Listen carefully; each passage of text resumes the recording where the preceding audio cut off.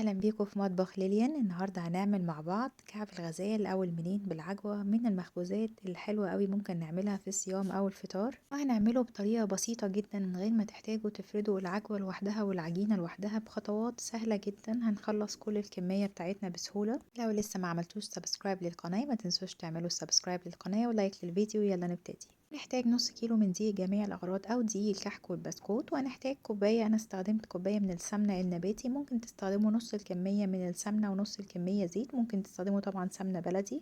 النهاردة أنا هعمله صيامي فاستخدمت سمنة نباتي. هنحتاج كمان معلقتين كبار من السكر، حوالي 35 جرام لو بتستخدموا الميزان، وهنستخدم كمان 10 جرام من الخميرة الفورية، نص معلقة صغيرة من الملح. علشان أنا النهاردة هعمله صيامي بسمنة نباتي أنا هستخدم نص معلقة صغيرة من ريحة الكحك ونص معلقة صغيرة من المحلب. المحلب ده موجود في الماركت العربي، طبعا في مصر موجود في كل حتة. أنا هحط المحلب وريحة الكحك علشان السمنة النباتي ريحتها مش قوية، لكن لو هتعملوه بسمنة بلدي مش محتاجين تحطوا. هنحط ريحة الكحك والمحلب والسمنة بتاعتنا ونبسهم كده مع الدقيق حوالي 5 دقايق. وجهزت كوباية من المية الدافية، كوباية معيارية، وحطيت فيها الخميرة والسكر، وهنقلبهم كويس اوي لغاية ما الدقيق بتاعنا يتبس كويس مع السمنة. نتأكد ان الدقيق شرب كل السمنة بتاعتنا. احنا كمان حطينا رشة الملح مع الدقيق. بعد ما الدقيق بتاعنا شرب السمنة كويس هنحط كل كمية المية والخميرة والسكر، ونبتدي بقى نقلب بالراحة قوي كده. انا طبعا مسرعة الفيديو لغاية ما نلاقي العجينة شربت المية. هنوقف العجنة على طول. العجينة بتاعتنا المفروض تكون طرية وما بتلزقش، وكمان ملهاش عرق، ما بتمطش معانا كده بتتقطع. ولو حسيتوا ان العجينة بتاعتكم محتاجة شوية من الدقيق ممكن تحطوا رشة من الدقيق وتلموا العجينة، وهنغطيها لمدة ربع ساعة بس. العجينة علشان فيها نسبة سمنة كتيرة هي مش هتخمر اوي، احنا بس ريحناها ربع ساعة. وجهزنا نص كيلو من العجوة دي انا بشتريها جاهزة، وبحط عليها معلقة واحدة من السمنة بس علشان ما تبقاش بتلزق وانا بشتغل بيها، وبخلطها معاها كويس وكده بتبقى جاهزة للشغل. على الرخامة او على السيليكون مات نحط رشة من الدقيق كده حلوة، ونحط العجينة بتاعتنا وكمان رشة دقيق من فوق، ونبتدي بايدينا كده نفرد العجينة ونقسمها نصين. الطريقة دي اسهل طريقة تعملوا بيها كعب الغزال. وهنقسم العجوة بتاعتنا نصين بالظبط زي ما عملنا في العجينة، ونحطها في نص العجينة كده، ونبتدي نقفلها من الاربع نواحي زي ما انتوا شايفين كده. نقفل طرفين وبعدين نقفل الطرفين التانيين، ونقفل العجينة من تحت كويس، ونسيبها كده على جنب لغاية ما نعمل الجزء التاني. كل خطوة كده بحط رشة صغيرة من الدقيق عشان العجينة بتاعتنا فيها نسبة سمنة كتيرة مش عايزينها تلزق. بنفس الطريقة عملنا النص التاني، حطينا العجوة في النص وقفلنا الاربع اطراف كده على العجينة.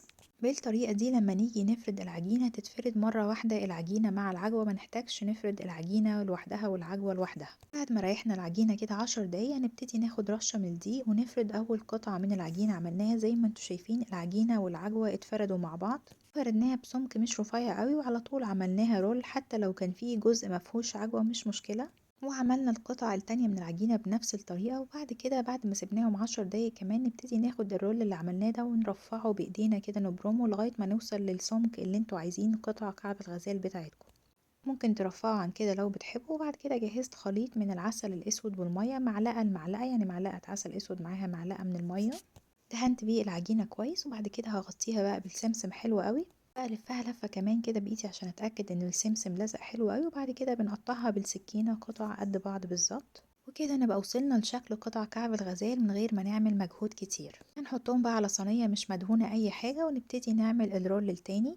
حتى القطع اللي في الاطراف اللي ما فيهاش عجوة انا بططتها بايدي شوية كده وبتطلع قراقيش طعمها حلو قوي. هنفرد الرول التاني برضو طولناه للطول اللي احنا عاوزينه بنفس الطريقة، وطبعا بنحط رشة دقيق. وبعد كده المرة دي انا بططته بايدي كده شوية، وهعمل اشكال بالسكينة كده. انا مش بقطع فيه، انا بس بعمل خطوط بالسكينة. وهبتدي ادهنه بخليط العسل الاسود والمية واقطعه للقطع اللي احنا عايزينه. طبعا حطيت السمسم. الشكل ده بيبقى شبه كعب الغزال بس مبطط شوية، بيبقى شكله لذيذ قوي زي ما انتوا شايفين. نبتدي نحطه في صينية، بس طبعا انا بحط كل شكل في صينية لوحدها، ونسيبهم يريحوا 10 دقايق. وبعد كده نسخن الفرن على درجة حرارة 350 فهرنهايت. هياخد حوالي نص ساعة او اكتر شوية لغاية ما يوصل للون ذهبي. اول ما تلاقوا ان هو خد لون حلو قوي من تحت، لو لسه ما خدش لون من فوق بنشغل الشواية على الهادي جدا لغاية ما ياخد لون حلو من فوق.